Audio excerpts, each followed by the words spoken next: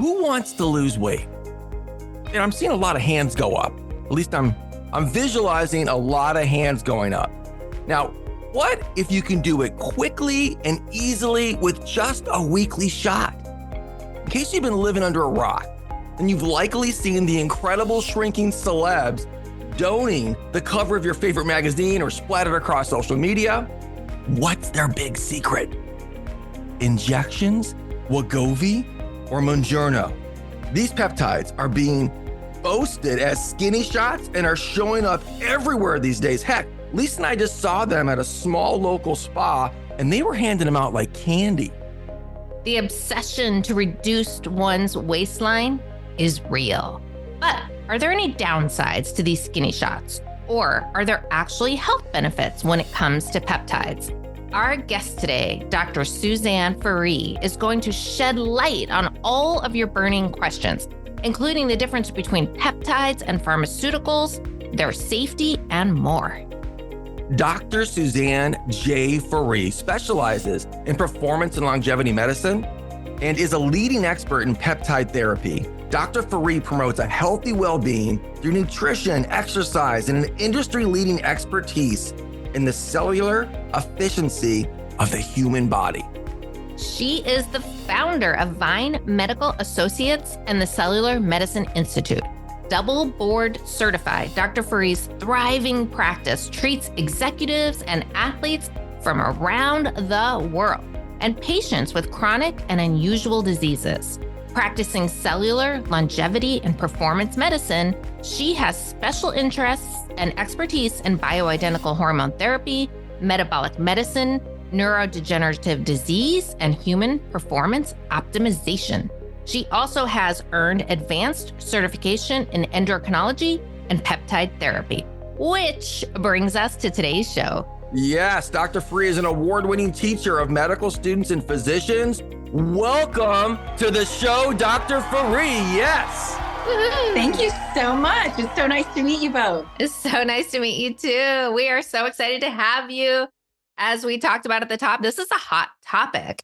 And so I really want to dive right in. And the big question that we really want to cover today is how can peptides improve life in ways that we don't realize? So Dr. Faree, can you explain Ozempic and peptides for weight loss? Are they safe? Yes. So peptides are generally naturally made by your own body. So these are things very familiar to us, like insulin, like oxytocin that we get when we deliver a baby so that we bond with our baby. What we get when we hug our partner, we get that release of oxytocin. That's a peptide. There's lots and lots and lots and lots of others that are being discovered all the time. And so we decided to capitalize, the medical community decided to capitalize on the benefits of these peptides and see if we could modify them in ways that would be beneficial for patients as well. So originally, the molecule semaglutide was studied in patients who had neurodegenerative diseases. And they discovered, wow, these patients are losing too much weight. So let's shift our focus and use it in treating weight loss and diabetes and other metabolic diseases. So the biggest areas of growth for peptide discovery right now are in oncology or cancer research and metabolic health, specifically in weight loss and diabetes. Mm-hmm. So the difference between, is it safe is the question that you asked. And the answer is it depends. Okay. So what's available, what is semaglutide, is actually a modification of the original GLP-1 protein peptide that is produced by your body in response to a meal. The molecule that was created is slightly modified so that it does not get rapidly broken down by the enzymes that typically would break it down. So it stays around longer. That's what we want. Otherwise, you'd have to inject it every 4 or 5 seconds. Is it a synthetic molecule that's created that's part of this treatment? Exactly. So semaglutide is the generic name for Wegovy and Ozempic. Ozempic is FDA approved for diabetes. Wegovy is FDA approved for weight loss. And the semaglutide molecule is what is the base of each of those pharmaceuticals. Okay. Interesting. That is very interesting. And then Monjuro is a different one, right? That's a different peptide altogether. It's actually two peptides. Okay. It is GLP-1 plus a GIP, which is a slightly different peptide that's also produced in the intestines to help us with digestion and satiety or feeling full. Oh, okay. Gotcha. Oh, interesting. So, on a serious note, I have heard some peptide therapies have been linked to an increased risk for thyroid tumors, and some actually have a black box warning that indicates this. So, is that true? So the research was actually done in rodents, and the only research that's demonstrated thyroid cancer risk was done in rodents. There has not been evidence of that in the research in humans to date, but that doesn't mean that the risk isn't still there. We do all of our science on animals first, and then we move on to treating humans. And so thus far, we've not had the numbers of humans treated, maybe at this point, so many people are taking it, but we haven't had the numbers of patients that are taking it in order to see that very small increased risk. So for now, we are not recommending that anyone who has a history of thyroid cancer use this particular product. Would that be thyroid issues in general? Like if they have any other kind of thyroid, not just cancer? No, in fact, Oh, no. I have plenty of thyroid patients who take the semaglutide. Okay. And they do just fine. Okay. Interesting. It's just the thyroid history of thyroid cancer, not even a family history of thyroid cancer. It's just a personal history of thyroid cancer that we want you to look for another option. Okay.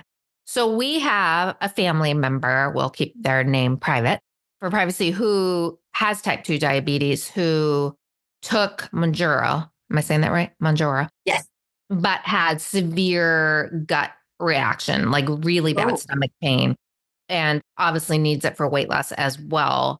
Would you recommend that? I mean, you're not their doctor, but in that particular situation, would it be like maybe one of the other two is a better solution? Or would they probably have the same reaction on either of the other ones, do you think? Absolutely. One of the other two would be, if it was my patient, what I would do is consider decreasing the dose significantly. Okay. Even to the point where we might have to give it twice a week because the dose was so small. Okay. But the other option is to give one of the other available peptides for weight loss.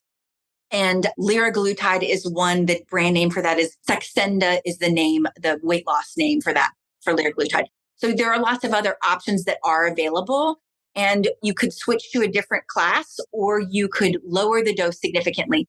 The lowest available dose in most of the pharmaceuticals, you can adjust it comes in clicks. So you have to click it up to the dose. You can actually start with just one click. So in my patients, I will have them, if they have symptoms, drop down to just one click. And we may even do once every 10 days instead of every week.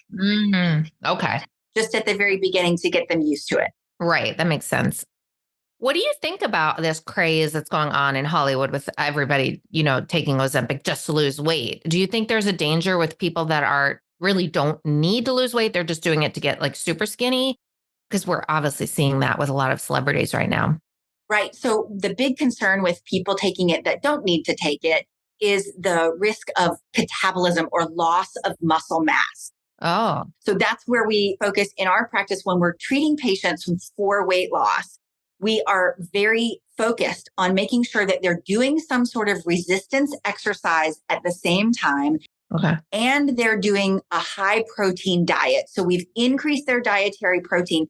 And often when your appetite is decreased, you have to do that in a liquid form. So you would do something like a protein shake or an amino acid shake that would give you that extra protein. So you're not breaking down muscle, because muscle is what makes the curves of your arm look pretty. Yeah. It's what helps secrete these wonderful chemicals called myokines that tell your body to behave in a more youthful manner. If you are burning through your muscle, you don't have that signal to tell your body to behave more youthfully.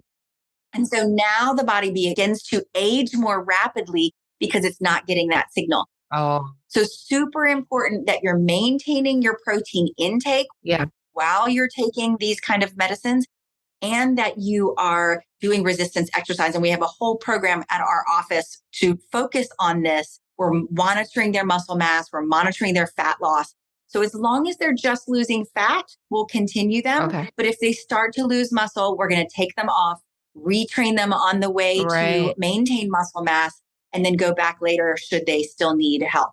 So peptides, in addition to the weight loss, is you said it's telling your body to age youthfully. So are there other benefits for, I know we're going to get into all kinds of things that peptides can do, but these particular brands that we mentioned, are they also like anti-aging besides just the weight loss? So it's interesting that you asked that question. There is some research now demonstrating that these may have some anti-aging properties, and it's specific to brain aging. And it's because of the way they work to help the cells to make and use energy more efficiently. So not just your fat cells, but also your brain cells, your heart cells, your liver cells. Wow. So there are some really, really interesting studies demonstrating that that may be a beneficial side effect. Wow. Is it the case at the doses we're using? I'm not certain. And one of the things that we will do in our practice with our patients is drop their dose way down once they reach their goal weight. We always make them set a goal weight at the beginning.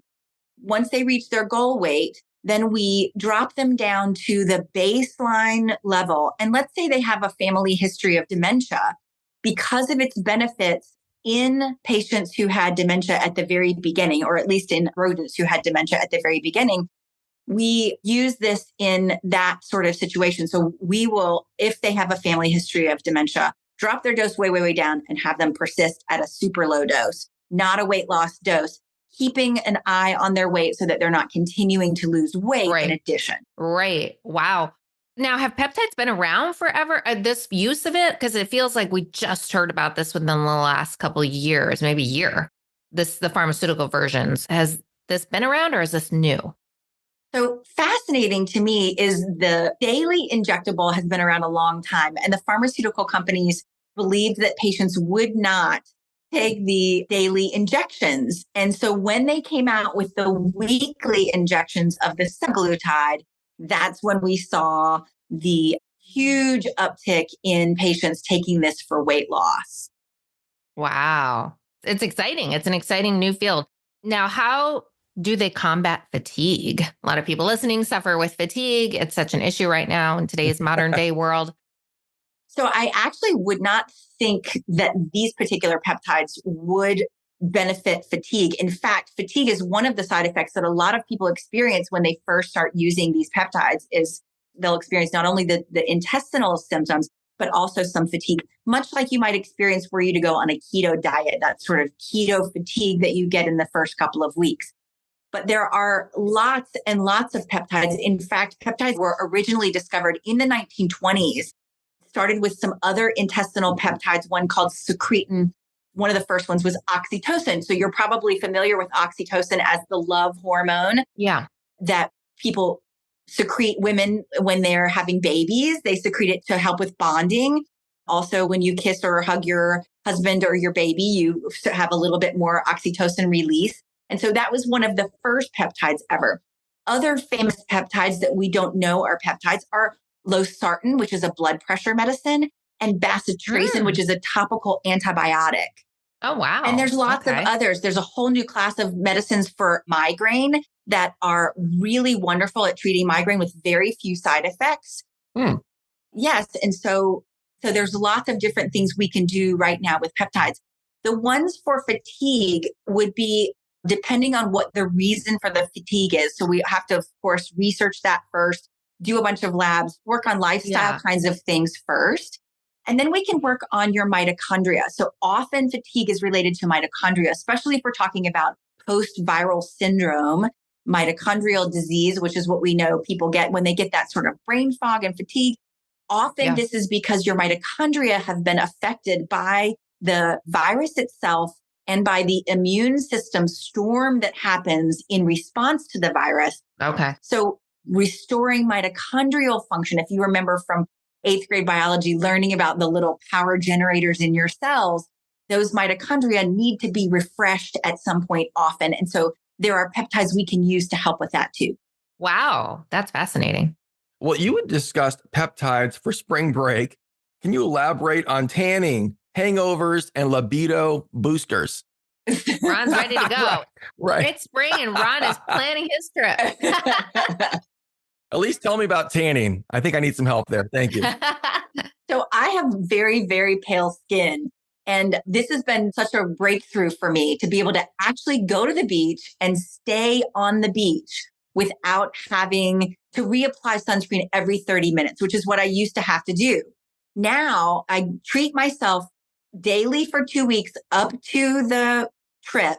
And then I can just put on sunscreen one time in the morning and I tan and I can stay just fine all day long. It's so nice to not have to constantly be thinking about, do I have enough sunscreen? Am I all covered up? Is my hat big enough? Where's the sun hitting me? Yeah. It's so great. Wow. I grew up in Arizona. I can relate. Yeah. I wish I had that when I was younger. Yeah, I would have absolutely. avoided a lot of burns. So, what about pricing? Does insurance cover these if they're for medical purposes? What if someone's using it just for weight loss? Are they paying that out of pocket? So insurance covers it only if your insurance policy covers it. So usually it has to be an FDA approved drug, which Ozempic and Wegovy and Saxenda and the liraglutides, all of those are peptides that are FDA approved. And so they should be covered by most insurances. Now, a lot of them will have what they call step therapy, meaning that you have to have tried something else and not been successful with that before the insurance company will cover it. Or in some cases, they have a complete exclusion of the weight loss related medications. So that all depends on your employer. Oh, gotcha. In your insurance. Mm-hmm. Okay. And with someone who, I'm going back to that again, because it's just so everyone's talking about this right now. Someone's using it for weight loss. They get down to their goal weight. Then can they fully go off? Because you hear these rumors online that everyone gains the weight back after they go off. Is that true? So here's the answer to your question. Did the patient make a lifestyle change while they were doing the treatment?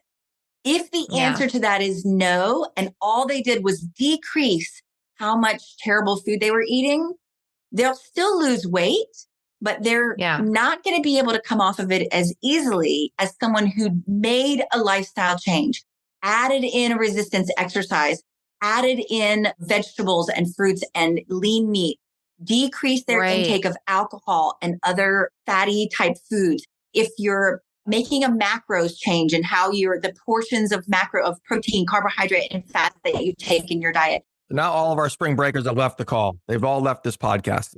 The spring breakers have left the room. They're done. This is not interesting anymore. Yes. And so too much. I'm not doing it. If you've made all of those changes, then most of the time you can come off of these medications. Our patients have been able to come off of these medications very easily. But if you haven't made the changes, then this is probably something you're going to need to stay on if you want to maintain the weight loss. And so what I usually encourage people is have them commit to me to some sort of program that they're going to be following, including a resistance training program. That sounds like a big one. So they don't want to be doing cardio, just like more muscle building, weights and resistance bands. Exactly. Well, that's interesting. So it sounds like a really good, especially with people who are really obese and really are struggling with, getting started, just getting them to the place where then you get motivated, right? Then you're feeling better. Then you're having more energy. You're liking the way you look. And then you're more inspired to eat healthy and change your lifestyle. Because I know a lot of people, when they're really, really overweight, it's hard just to get to that point, right? Because it's overwhelming. Have there been studies on how much muscle mass is lost during a period of time? Like, for example, are you losing like 5% a year? Are you losing? Not if you're doing your I know you want to do the resistance for that, but what are they battling? There's a bad student. At certain ages, obviously, we're losing muscle mass unless we're working out more. Is there a study that says like, hey, you're losing 1.5% every 3 months if you're on a peptide? Or is there anything like that so far? No. Okay. I can't imagine they would want to do that. Right. Yeah, it's not in their best interest. That's a good point. And that would depend. But is there a rough idea as to how much muscle mass is lost during this experience? Like, does it help to be really muscly and you work out a whole bunch, then you're on peptides and you don't work out? I don't know. I'm trying to figure out what the effect might be on someone who wants to become fit and they've been doing this for a long time, is it like twice as hard to get strong again, or are they losing just like a small percentage of their muscle mass? So that's part of the reason why we monitor them the whole way along their treatment course. And so, because I don't want you to lose any percent of your muscle mass. Okay. So if I start to see that you're losing some, I'm going to take you off of it. I'm not going to prescribe your subsequent month, because I'm going to say, this isn't safe for you to continue if you're losing muscle mass. So what we need to focus on is, what are we doing with our diet, and what are you doing with your resistance exercise? Well, good. Yeah. It's a good wake up call and a good way for people to start changing their lifestyle. Cause that's what our podcast is all about, is a healthy lifestyle. And it always comes back to that, right? I mean, it always comes back to your choices. There's no magic pill. You still have to put in the effort to make those healthy choices for your long-term health. Is peptide therapy the secret, would you say, to a healthy anti-aging regimen? And if so, how? I think it really is. And I would not necessarily include the semaglutide and liraglutide in this category. That's still out for debate. But there are several other peptides that I do think are very important for our anti-aging purposes. We know that when people age, they lose all the hormones, but growth hormone specifically.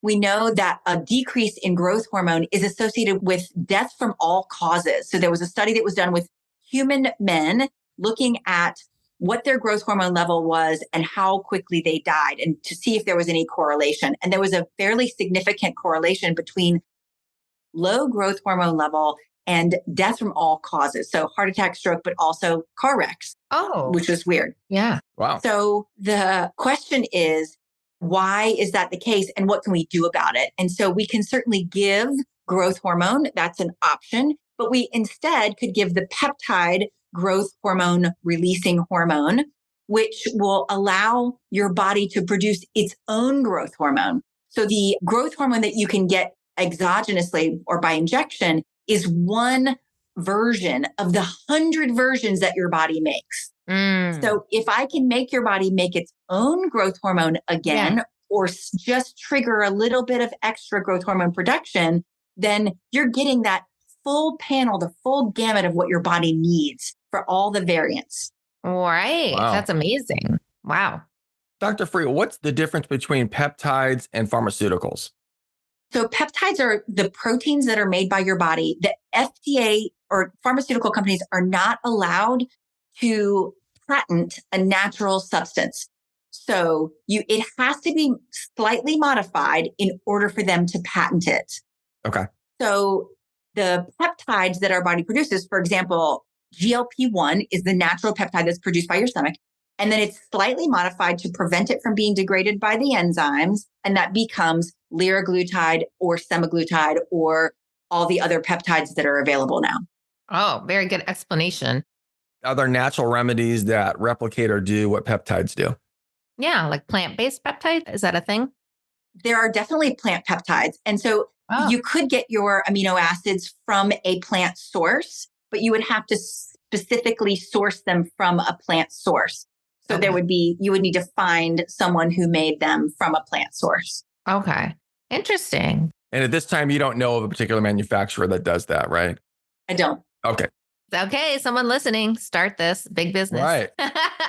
All the vegans need answers and anti-aging too. Okay. Can you share with our listeners ways to slow aging and disease of aging? Yes. I think our number one thing is sleep.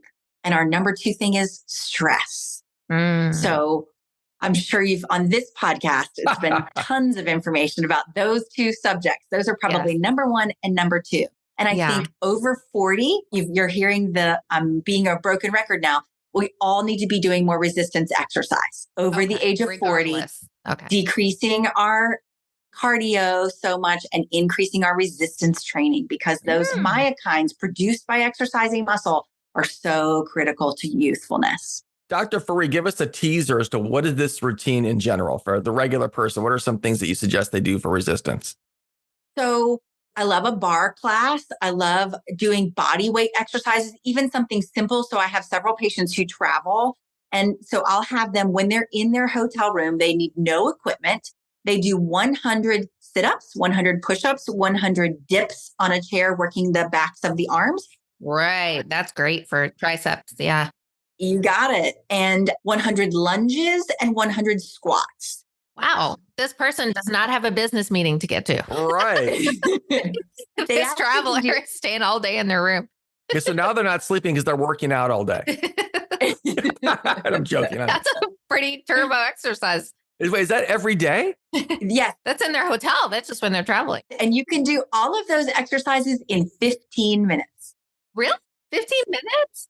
Oh, wow. Someone who's very fit can do all of that in 15 minutes. We got to step it up, Ron. I'm not doing Right, that in 15 minutes. Well, I can do the push-up one because I've been doing that. I have a push-up challenge going You're on in a right now. challenge So, right now. but now I have to add these lunges and everything else. So, I'm in trouble. That's going to be Oh, how many can you do? You're doing about 100 a day. over 100 a day for the whole week. But I didn't add the other 5 elements that Dr. We didn't know we were supposed to be doing the other 5. That's great. I use little hand weights, and we have a Peloton treadmill. So we do that.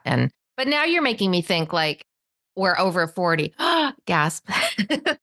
Would you say anyone over 40, you've got 30 minutes, don't even waste your time on cardio, just grab those little hand weights or bands and do that? So the research shows you only need about 15 minutes of cardio, particularly if you're doing high intensity interval training. Okay. So run on the treadmill as fast as you can, stop for a second. Run again as fast as you can, stop for a second. You can use battle ropes. There's all kinds of ways to do. You can do burpees for 20 seconds and then off for 10 seconds. So it's that interval that makes a difference. And 15 minutes is what's required a day. Wow. So then the rest of your hour that you're at the gym should be doing resistance exercise.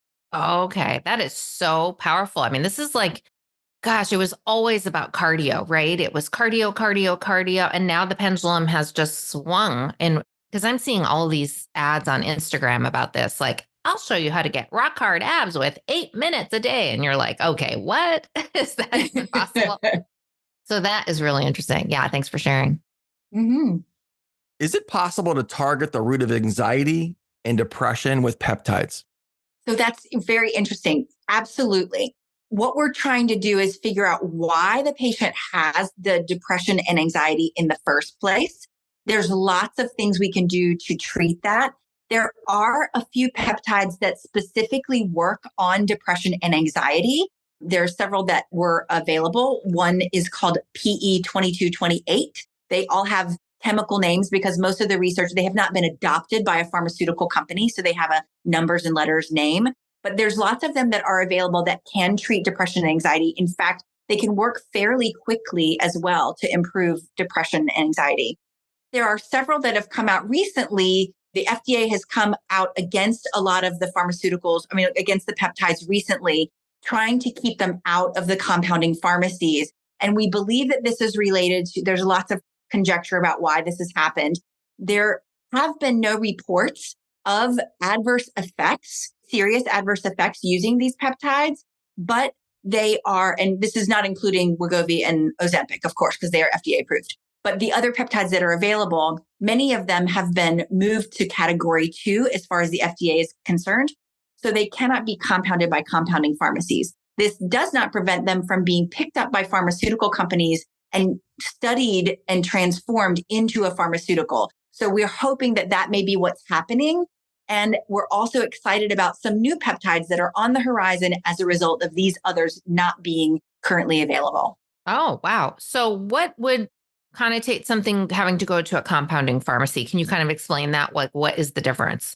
Sure. Anything that's not available at a regular pharmacy. So for example, right now, the semaglutide has been unavailable at a lot of regular pharmacies. Okay. And so the compounding pharmacies are then asked to step in and take over the excess demand, helping to produce these peptides. Oh, if they're not FDA approved, a regular pharmacy can't sell them, but a compounding can. Am I getting that right or no? Not necessarily. So, Okay. For example, with the semaglutide, they've been on back order. I'm sure you've heard about, and the supply and demand creates a whole lot of anxiety and a lot of hype because it's in the news all the time. Yeah. And so that the demand has been so high and the ability to make them has been low. So the pharmaceutical companies have asked the compounding pharmacy to step in Okay. just to meet the demand. Right. So if you needed something, let's say you're vegan and you don't want to take a capsule that's made from gelatin. Right. You can ask a compounding, and it's only available in a gelatin capsule from your regular pharmacy. Right. You can ask a compounding pharmacy to make it for you in a vegan capsule. Oh, gotcha. Oh, I see. Okay. Okay. They can modify things like that. Okay. Exactly. Mhm. Awesome. That's really good. Now, how do peptides play a role in autoimmune conditions like MS, rheumatoid arthritis, Hashimoto, thyroiditis, and more? So there are several peptides that are available that work on the thymus gland. And your thymus gland is the organ that helps control the immune system. So your immune response, both to a vaccination or to an infection or to a cancer or other things like that. So the thymus gland orchestrates that whole thing. And there are peptides that it naturally produces that we can give you exogenously, because as we age, we decrease our ability to produce those peptides. And so we can give you those exogenously. I can give those to my patients exogenously, and they can respond. What does that mean? What is exogenously? It means that you would, as opposed to producing it yourself, which would be endogenously. Right. Exogenous means I would give it to you as a supplement or outside of you. Gotcha. So if I give it to you outside as an injection or as a medicine, then we can replace what your body is not making because of aging. Gotcha. Okay. Wow. Interesting. Can peptide therapy treatment options be effective for health issues brought on by aging, like joint pain, weight gain, and sleep issues that someone's listening doctor has not tried yet?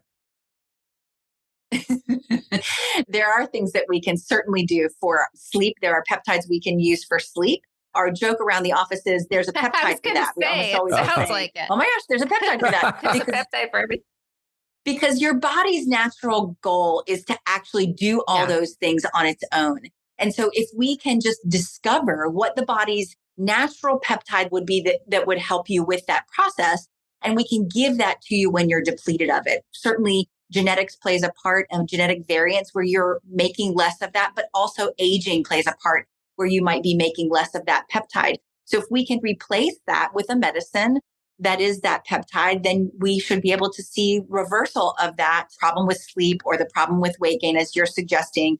And so, yes. Would you say this is the future of medicine?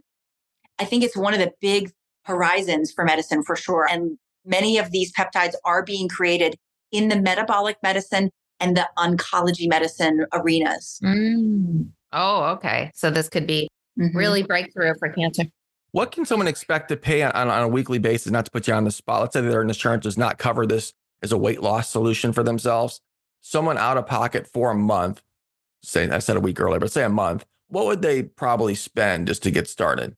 Just for the peptide for weight loss? Yes. They can spend anywhere between $300 and $1,000 a month. They're probably spending that anyway on gym memberships and shakes and the latest fad of a diet, right? I know anyone, right? Well, that's amazing. Wow, this is really eye-opening. It feels like it's going to take over so much of the medical industry, right? Because if it can cure some of these things, then a lot of those treatments aren't going to be needed anymore, right? It's very exciting. And I look forward to more and more human research to back up what we've seen in our clinical practices. Now, I have an odd question too. So back in the day in high school, when I was lifting a lot of weight, really heavy weight, and I was taking protein powders and amino acids at the time, were those kind of formulations, I know they're not peptides, but were those amino acids that I was taking to build muscle mass, were they indirectly creating a peptide? Am I thinking that correctly? Is that what was going on?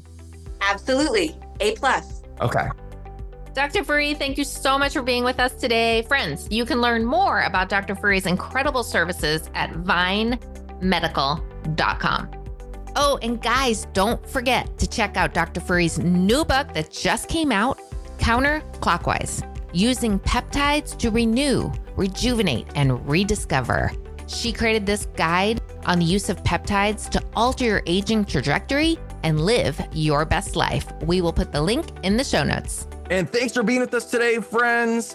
We'll have all the links in the show notes at ronalisa.com/podcast. And join us in 2 weeks for another episode and get ready to up-level your health. Bye. Thank you, Dr. Furry. Thank you, Dr. Furry. Bye. Hi, this is Dr. S. If you enjoyed this video, please like and subscribe to my channel.